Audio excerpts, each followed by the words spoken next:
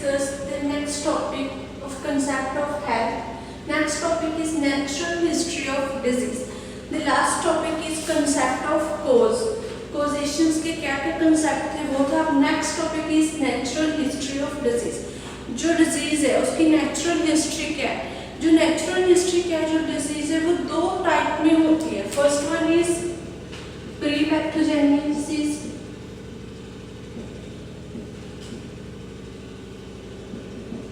Pre-pathogenesis phase. Second one is pathogenesis phase.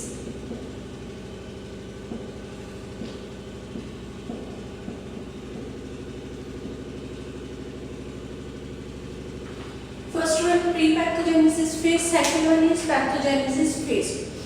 A disease occurs as a result of complex interaction between the host and the causative agents and environment. इस last topic में हमने study किया था कि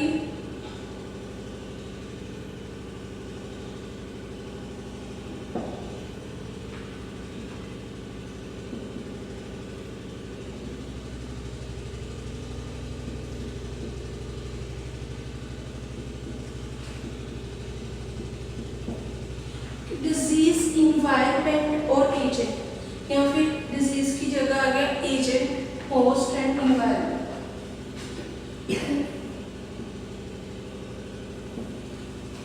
तीन main positive हमारे पास कोज है जिनसे डिजीज होती है, एजेंट, इन्वायरमेंट एंड होस्ट. जो है मेन जो इंटरेक्शन अगर इन तीनों के बिटवीन इंटरेक्शन होती है देन क्या अकर होता है disease. The study of complete disease की इंफॉर्मेशन हमें कैसे मिलती है. कंप्लीट स्टडी करने के बाद डिजीज के बारे में कंप्लीट स्टडी से अगर हम लोग उसकी स्टडी देखेंगे उससे जो कैसे फर्स्ट अर्लीस्ट स्टेज में उसे किसके कारण कौन सा कोज था, बैक्टीरिया था जिसके कारण उसे वो डिजीज हुई, वो हम स्टडी करेंगे. अब इसमें उसके कितने टर्मिनेशन थे डिजीज के, ठीक है, कितनी स्टेजेस होगी, उसको रिकवर करने के लिए हमें कौन सी मेडिसिन चाहिए उसके हम स्टडी करते हैं. फर्स्ट वन हम करेंगे प्री पैथोजेनेसिस फेज, मतलब बिफोर डिजीज.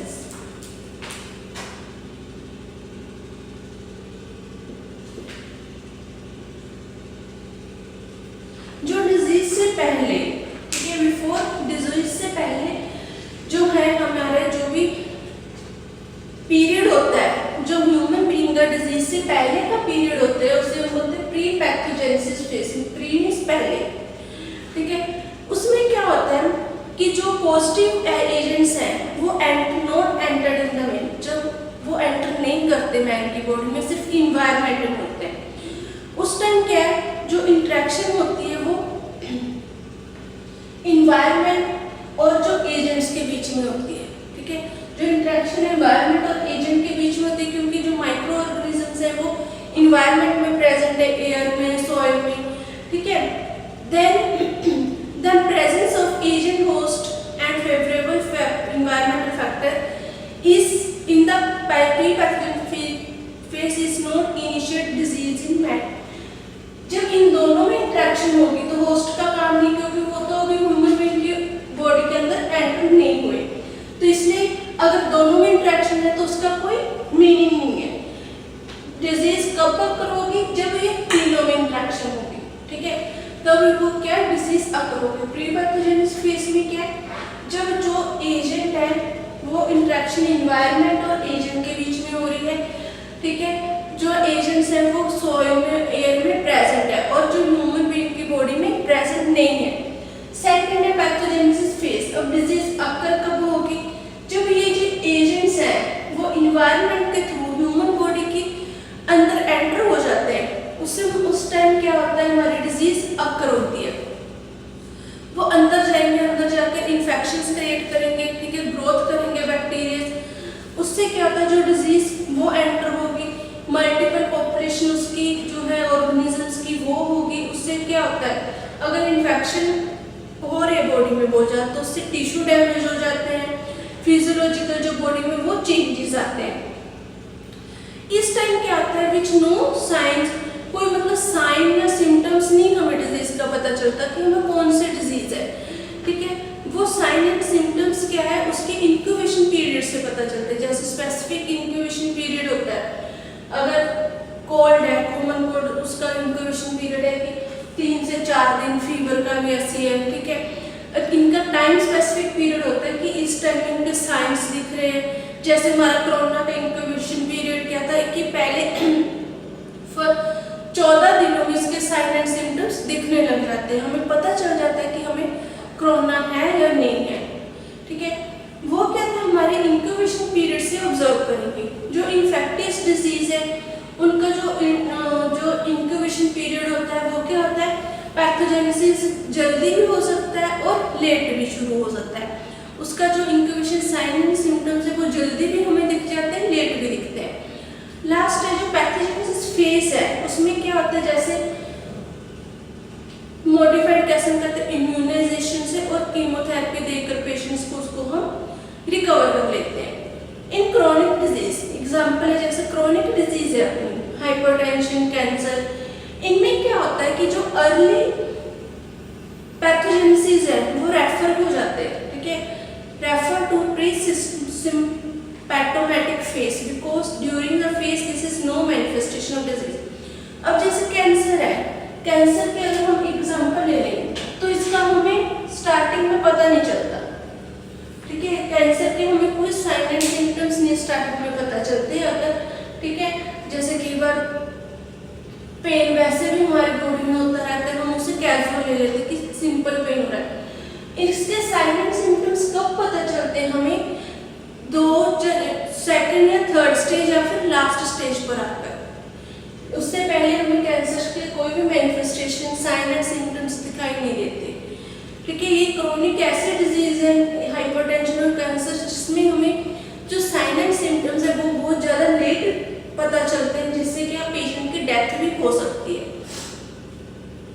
अब जो साइन एंड सिम्टम्स है इसमें जो एजेंट्स हैं, फर्स्ट हम स्टडी करेंगे डिजीज एजेंट्स। इन 3 फैक्टर्स को हम स्टडी करेंगे। फर्स्ट वन है हमारा डिजीज एजेंट्स।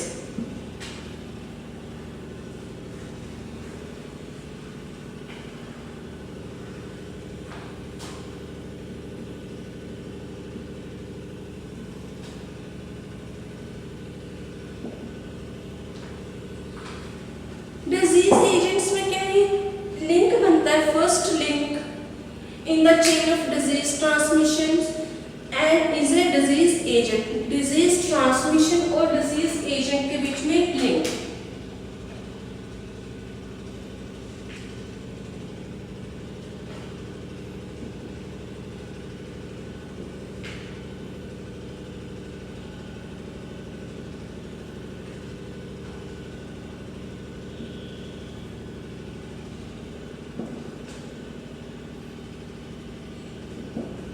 डिजीज एजेंट्स और डिजीज ट्रांसमिशंस मतलब जैसे इन्वायरमेंट हो गया और एजेंट्स हो गए, उनके बीच में फर्स्ट हमारा लिंक बनता है। सेकंड है जो डिजीज एजेंट्स है वो क्या होते हैं, सब्सटेंस लिविंग भी हो सकते हैं और नॉन लिविंग।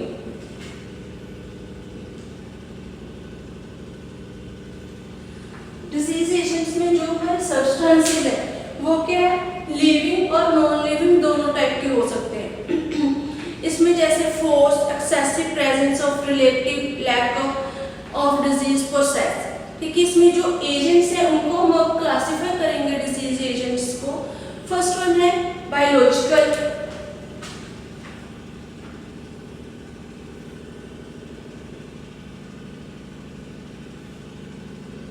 न्यूट्रिशन, न्यूट्रिएंट,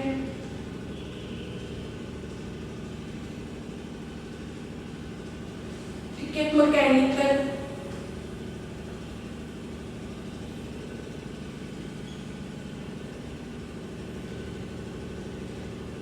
जो हमारे फर्स्ट वन है जैसे बायोलॉजिकल एजेंट्स है। बायोलॉजिकल एजेंट में हमने क्या देखना है कि जो लिविंग ऑर्गेनिजम्स है बायोलॉजिकल में, जैसे एग्जांपल बैक्टीरिया, वायरस, ठीक है, प्रोटोजोआ, फंजाई, ठीक है। उसके बाद हमारा जो डिजीज कोज करते हैं बायोलॉजिकल एजेंट्स में आके हमारे लिविंग ऑर्गेनिजम्स, बैक्टीरिया, प्रोटोजोआ, ठीक है, वायरसेस।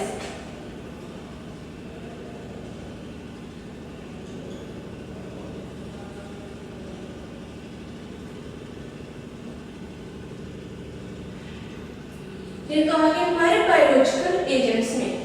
सेकंड है न्यूट्रिएंट एजेंट्स में, जैसे हमारी बॉडी में क्या deficiency of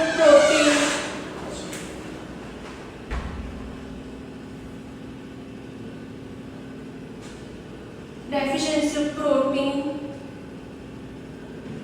hormones,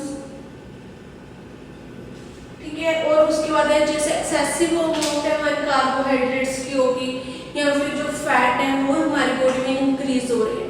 next one है फिजिकल जो मैकेनिकल एजेंट्स में, जैसे आ गया हमारा मैकेनिकल फोर्सेस, उनसे जो है स्ट्रेन, डिसलोकेशंस, ठीक है, जिससे हमारी जो है डेथ भी पॉसिबल हो सकती है।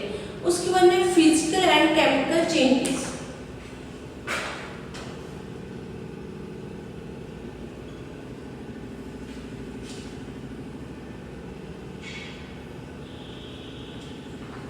फिजिकल एजेंट्स में क्या आ गया, जैसे एग्जांपल है हमारी जो फिजिकल एजेंट्स है, दिस इंक्लूड जैसे हीट, कोल्ड, ठीक है, ह्यूमिडिटी, प्रेशर, इलेक्ट्रिसिटी।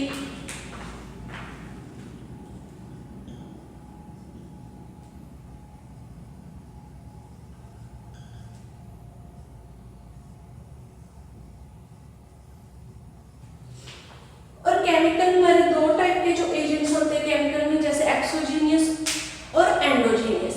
अब फिजिकल एजेंट्स में क्या, जैसे जिस टाइम बहुत ज्यादा समर में बहुत गर्मी होती है, हीट प्रोड्यूस होती है, ठीक है, तो उससे क्या होता है डिजीज हो जाती है, या जो बहुत ज्यादा सर्दी में कॉमन कोल्ड हो जाता है, फीवर होने लग जाता है। ह्यूमिडिटी में, ठीक है, हमारे जो प्रॉब्लम्स होने लग जाती हैं, फीवर्स आने लग जाता है, वो हो गया फिजिकल एजेंट। केमिकल में दो टाइप है हमारी, एंडोजीनियस और एक्सोजीनियस। एंडोजीनियस और एक्सोजीनियस दो टाइप है। फर्स्ट वन है हमारी एंडोजीनियस एजेंट्स। एंडोजीनियस एजेंट्स में क्या आ गया हमारा, जैसे जो हमारी बॉडी प्रोड्यूस करती है, they are produced in the body and their excess deficiency of disease, जैसे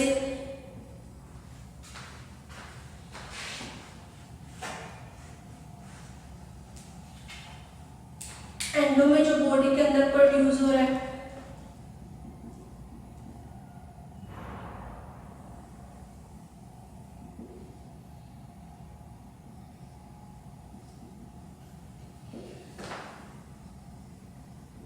जैसे अगर हमारी बॉडी में प्रोटीन, यूरिया, बिलिरुबियम्स की प्रॉब्लम आने लग जाए, डेफिशिएंसी होने लग जाए या एक्सेस में हो जाए, तो उससे क्या होता है हमारी बॉडी में डिजीज होने लग जाए, जैसे यूरिया से यूरिक एसिड हो गया, ठीक है, बिलिरुबियम से क्या होता है हमारे अगर एब्सेंस हो जाए तो जॉन्डिस, ठीक है, होने लग जाता है। ऐसे एक्सोजीनियस में क्या है, जो आउटसाइड हमारे जो एलर्जेंस होते हैं, जैसे पोलन से एलर्जी होने लग जाती है, डस्ट से, ठीक है, पेट्स से जो एलर्जी होती है, वो हमारे एक्सोजीनियस डिजीज एजेंट, जो बाहर हमारे एक्सोजीनियस में एजेंट्स जो है वो क्रिएट करते हैं डिजीज, उसे हम बोलते हैं एक्सोजीनियस एजेंट्स। नेक्स्ट वन है F6 पॉइंट इसमें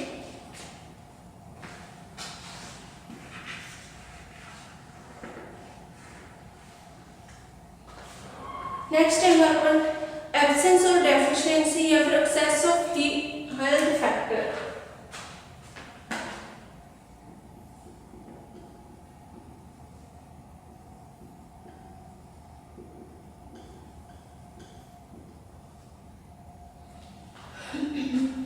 उसके बाद है लास्ट वन सोशल एजेंट्स।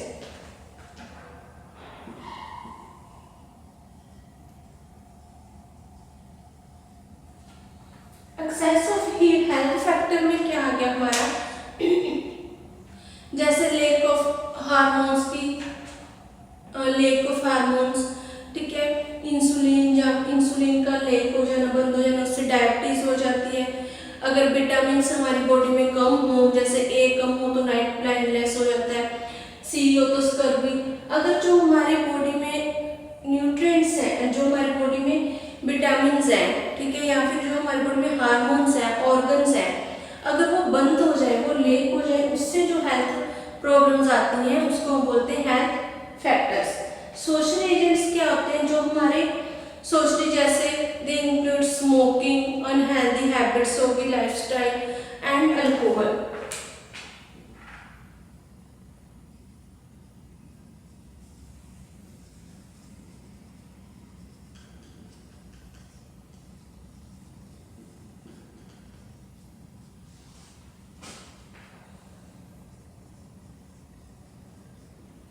ये हमारे सोशल एजेंट्स हैं जो डिजीज प्रोड्यूस करते हैं। ये थे हमारे डिजीज की एजेंट्स। अब हम नेक्स्ट करेंगे होस्ट एजेंट्स।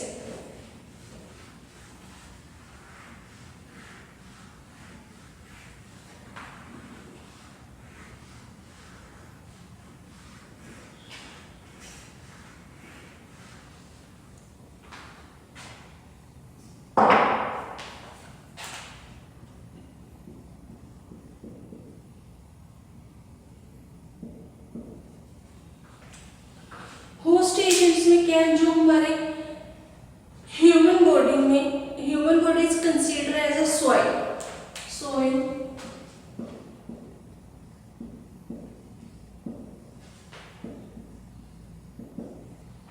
एंड एजेंट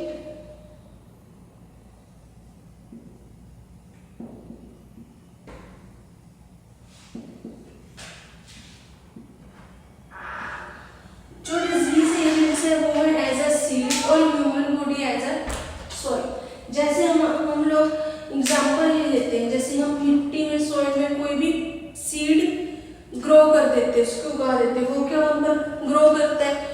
ऐसे हम जब हमारी ह्यूमन बॉडी को हमने एज ए सॉइल मान लिया और एजेंट को सीड, अगर वो हमारी बॉडी में चले जाए तो वो क्या करेगा, ग्रो करेगा, वहां से हमें क्या हो जाती है, डिजीज। जो होस्ट फैक्टर है इसमें क्या है, the human body is considered as soil and the disease agent is a seed. इसको हम बोलते हैं द इम्पोर्टेंट होस्ट फैक्टर्स कौन कौन से, जैसे age, sex, genetic factor, blood grouping, ठीक है, इम्यूनोलॉजिकल फैक्टर्स, एजुकेशन, ये हमारे क्या डिजीज एजेंट्स हैं। नेक्स्ट है हमारे इन्वायरमेंटल एजेंट।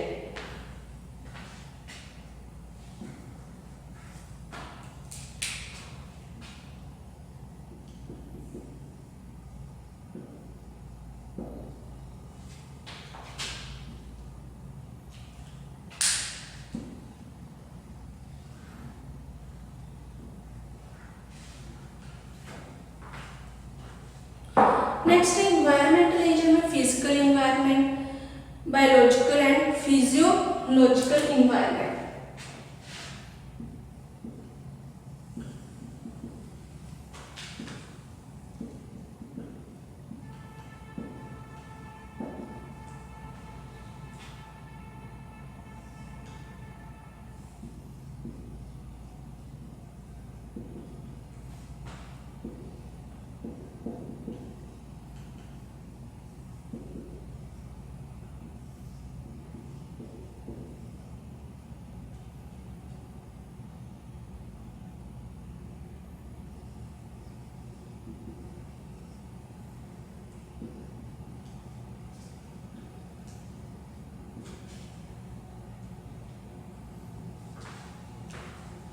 फर्स्ट है हमारा फिजिकल इन्वायरमेंट। फिजिकल इन्वायरमेंट में क्या है, जैसे जो हमारे नॉन लिविंग्स हैं, थिंग्स हैं, फिजिकल जो है फैक्टर्स हैं, वो उसमें क्या है, एयर, वाटर, लाइट,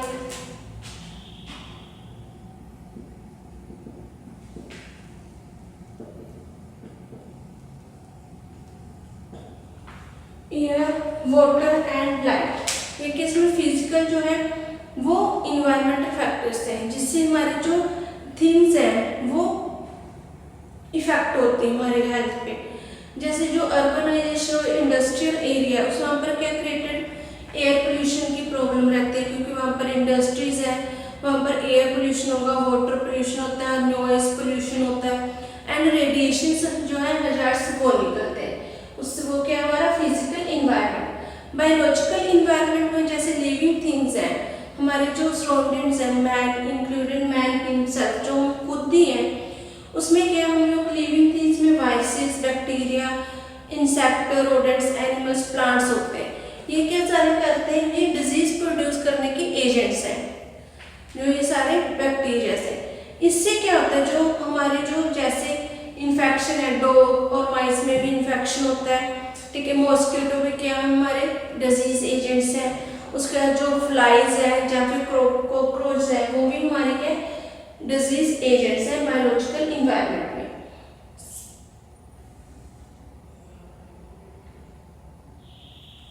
फिजिको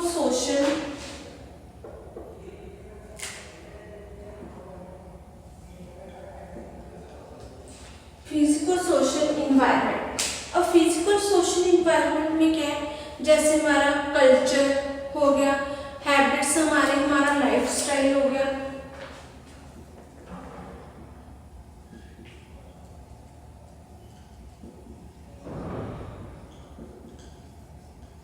ये भी इफेक्ट करते हैं हमारी हेल्थ को, कि हम कैसे कल्चर में रहते हैं, हम अर्बनाइजेशन एरिया में रहते हैं या फिर हम लोग जो एजुकेटेड, हेल्थ सर्विसेज हमें कितनी मिल रही है हमारे एरिया में, और हमारा रिलीजन, मोरल्स, एटीट्यूड, ठीक है, ये सारा कुछ हमारी जो है हेल्थ पे डिपेंड करता है, हेल्थ को इफेक्ट करता है, ये इन्वायरमेंटल फैक्टर्स है। अब नेक्स्ट वन है हमारा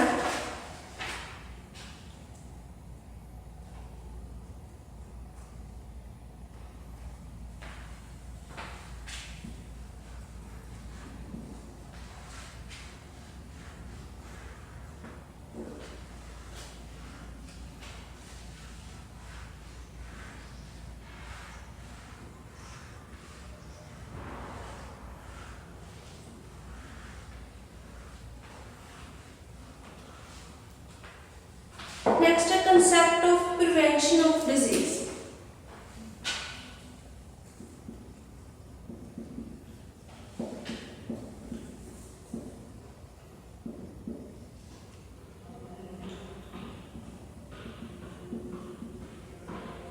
नेक्स्ट जो इसमें हमारा टॉपिक है concept of prevention of disease. अब जो मेन हमारा गोल क्या है, गोल ऑफ मेडिसिन का, कि हमारी हेल्थ को प्रमोट करना, प्रिवेंट करना हेल्थ को, और इम्पेयर करना। फर्स्ट है प्रमोट हेल्थ,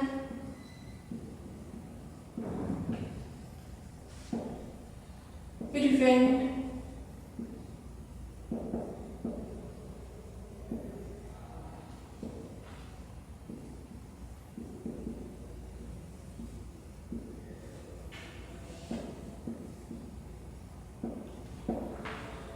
इम्पेयर्ड हेल्थ। जो हमारा मेन जो है गोल है मेडिसिन का, वो है अपनी जो हमारी हेल्थ है उसको प्रमोट करना, प्रिवेंट करना, इम्पेयर्ड करना, ठीक है, मिनिमाइज करना हमारे जो सफरिंग एजेंट्स को।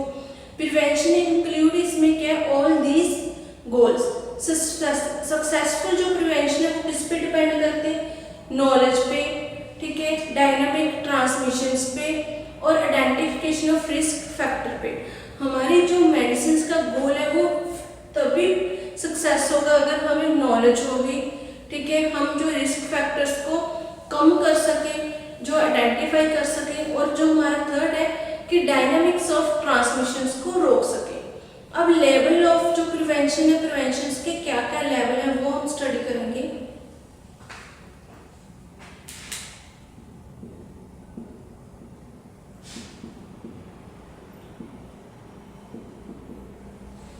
Level of prevention, first one है हमारा प्राइमरी प्रिवेंशन।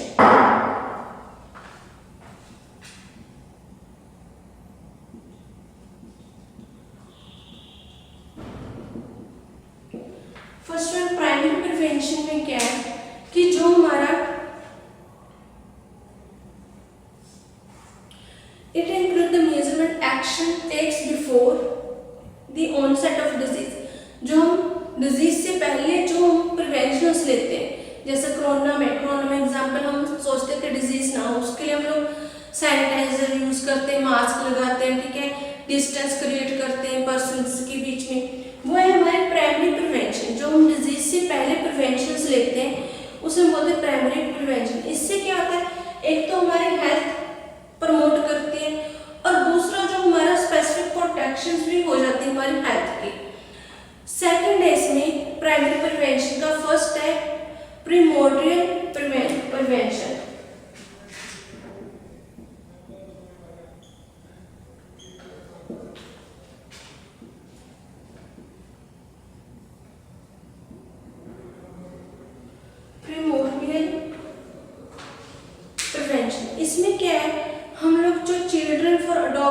जो बच्चों की लाइफस्टाइल है, उनको जैसे ईटिंग करना, ओवर ईटिंग बच्चे करते हैं, स्मोकिंग करते हैं, अल्कोहलिज्म करते हैं, उनको हम लोग उस चीज़ के लिए एजुकेटेड करते हैं और उनको जो बैड हैबिट्स है वो उनकी दूर करते हैं और गुड हैबिट्स क्रिएट करते हैं उसमें।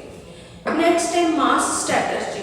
अब मास स्ट्रैटेजी में क्या है, जो हमारी पॉपुलेशन है उसको हम लोग सोशियो इकोनॉमिक बिहेवियर और लाइफस्टाइल के अकॉर्डिंग जो है वो चेंज करते हैं। जैसे example, study have been shown the even small reduction in the average blood pressure of population would produce a large reduction in incidence of cardiovascular disease।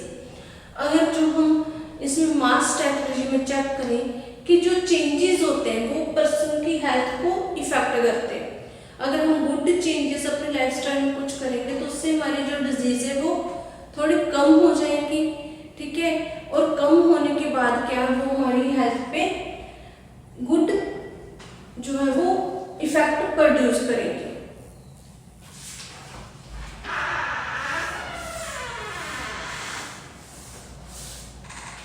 ये topic हमारा यहीं